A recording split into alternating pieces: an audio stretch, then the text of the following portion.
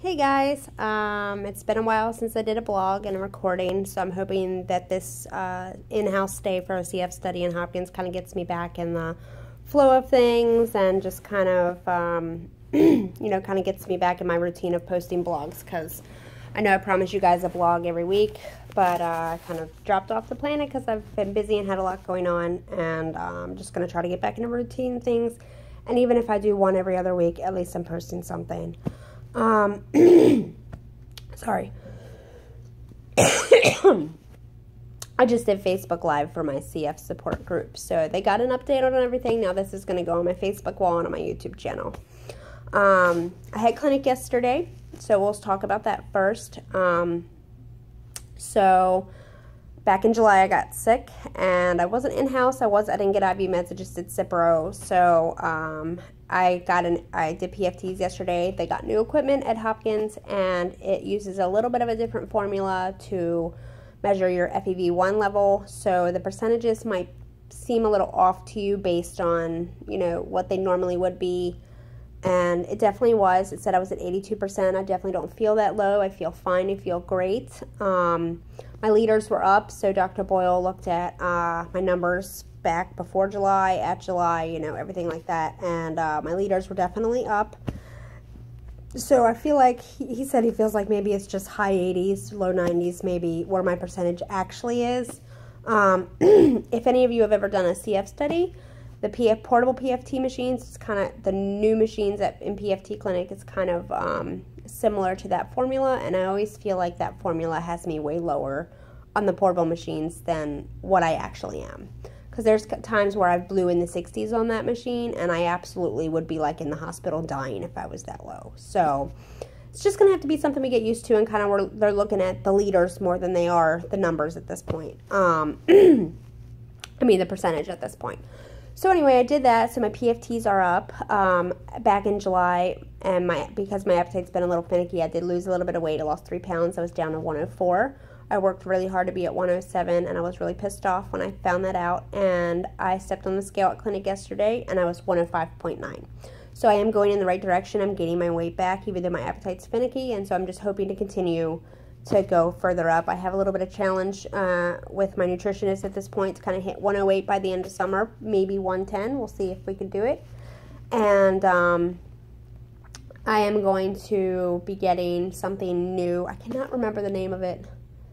It's kind of like it attaches to your feeding tube, and it kind of breaks down the fat before it actually gets in your system. Once I figure out the name of that, because I can't remember, I'll do a blog on that and talk all about it, because I'm going to be getting it, and it'll just kind of be its own little separate thing I'll talk about. So we'll not get into that. But anyway, just talked about with my doctor yesterday a lot of things. I didn't get to see him last time I was in clinic, so I told him I was getting married, and we were talking about the future and things I want to do, and I just got a part-time job. So I am stepping back in the workforce part-time. I'll be letting, SSDI know soon, and probably end up starting my trial work period, go through all that process. I am going to keep it limited to part-time so I don't jeopardize my disability. I don't jeopardize any of my medical coverage. I'm staying well within my realm of not going too far with it, and especially not wanting to overwork myself and put myself in the ground. So I'm really excited to start my job right after Labor Day. So we just talked about a lot. Basically, in a nutshell, I got a really good report at clinic.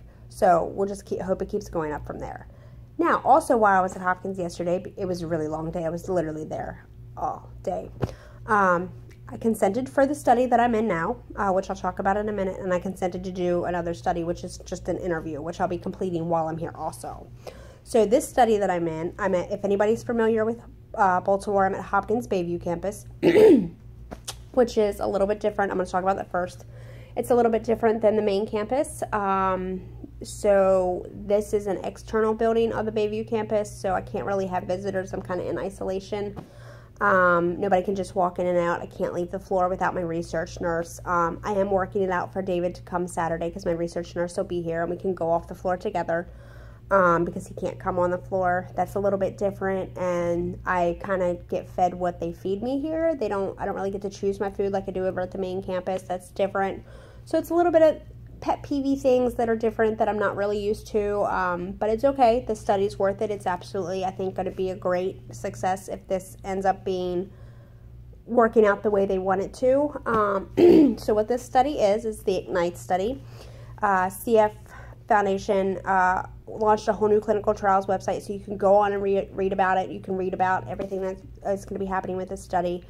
What it is I have Pseudomonas in my lungs. I grow Pseudomonas, and I grow antibiotic-resistant strains of Pseudomonas. So that means that even though I get IV meds, some of them are resistant to it, and it doesn't want to kill it. So the thing with this study is it's testing a drug named gallium, and what gallium is it's a molecule, and it kind of mimics iron. So why that is relevant is iron. Pseudomonas thrives on iron. It needs iron to kind of grow and produce and just expand.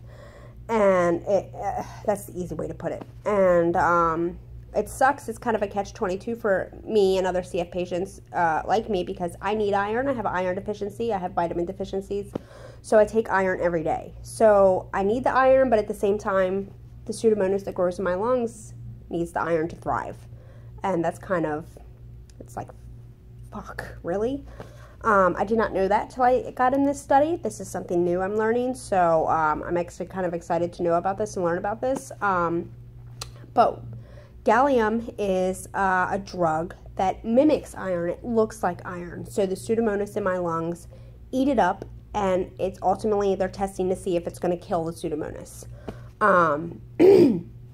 So this is actually a placebo-controlled blind study, so I don't know if I'm getting drug. I don't even think my doctors know. So I'll be getting an infusion for the next 5 days, so I'll be here for 5 days, kind of isolated. I'll be wedding planning stuff. I got other work to do for my City Fam crew, so I'm going to be doing that. This is my first day here. We did PFTs, vitals, blood work. I had to pee in a cup, all the usual stuff. I got my IV. Pray it holds, because as most of you who know me and watch my videos, see my posts on Facebook, you know that my veins do not like normal IVs or needles. Right now it's in the center of my left arm, and so I'm kind of on bending restrictions, and it's like, but I'm doing pretty good with it. I'm really trying to get this to hold and to stay. I'm not having any pain. It's a little sore where I got stuck, which is normal for me when I get an IV, but I'm really just kind of trying not to use this arm or this hand to where it requires me to bend it. So I'm just literally taking it slow and easy. Took 2 tries to get my IV. The nurse was great. Gary was awesome. I didn't freak out when I got my IV like I normally do, basically because it hurts like hell. He did a really good job. He's taken blood from me twice and did a really good job. I only had one vein that wasn't cooperating at first, and that wasn't by anything he did wrong. It was literally just because my veins suck. So it's pretty much been an easy day. Once I got hooked up to my IV drug, I've just been chilling in bed, kind of relaxing. The only other crappy part is I got the coldest room on the unit, so they did get me a portable heater. So it's starting to warm up in here now, and I have a hoodie on. So, but I'm going to keep it on and not trying to ask to get unhooked for a second and blah, blah, blah, because it's probably just going to get cold in here again at some point. What else? I do have a ton of snacks, so I'm not lacking food just because I don't get to pick my food, and everybody knows how picky I am. I'm not lacking snacks. David took me to the store, and I got a ton of snacks. There's a cafe downstairs. My research nurse walked me down today to get a sandwich for lunch because lunch sucked for what they fed me, and I got a sandwich, and it was pretty banging. It was on fresh bread, and it was roast beef and cheese, and it was amazing. And so I'm definitely not going to have a lack of food, or I'm not going to get a lack of food, not get a lack of food. I have my feeding tube. I have all my medicine. I have all my equipment with me. So I'm totally going to be fine. It's just a matter of kind of monitoring me for the next 5 days. They'll be taking blood, sputum, the whole 9, to kind of measure and see if I am actually getting the drug, if it's going to kill the Pseudomonas and all that stuff. I'll probably be posting blogs, at least a small video every day to kind of just update you on how the day went. And, each day that I'm in here and all that stuff. If anything pertinent happens, I'll post a video. Other than that, that's pretty much how my day's gone. I've just been sitting here chilling, watching TV. So I'm excited. I'm excited for this study. I'm excited for the prospects of this study, of where this study could go if gallium actually does work for CF patients and it does kill the Pseudomonas. And that's going to be an exciting thing once it goes further in trials and hopefully eventually become a new treatment for CF patients if everything works out. I'll probably find out at the end of the study, once the study is completely over, if I was on drug or not. I usually do a couple studies. I've found out whether or not I was on drug or if I was on placebo. I'll be excited to find out the results. Oh yeah, and then the interview study. So apparently I'm going to be doing an interview. It's kind of about compliance and about, how you feel about doing your treatments and how compliant you are. And they want your opinions, and everybody knows I'm an opinionated person, so they're really excited to interview me for this because they know I'm going to tell them exactly how it is and the truth, and the truth about how compliant I am, and I'm going to be truthful about my bad days and my good days and my fantastic days, and how you have to be. This is the only way they can improve on things, is if you're honest with them about your compliance. They have problems with people who are not compliant at all. And they have, I'm not perfect though. I'm not compliant 100% of the time. I have my bouts where I am 100% compliant. And then there's times where I skip something in the morning because I have a busy day and I get up and go and forget to do it. Or I,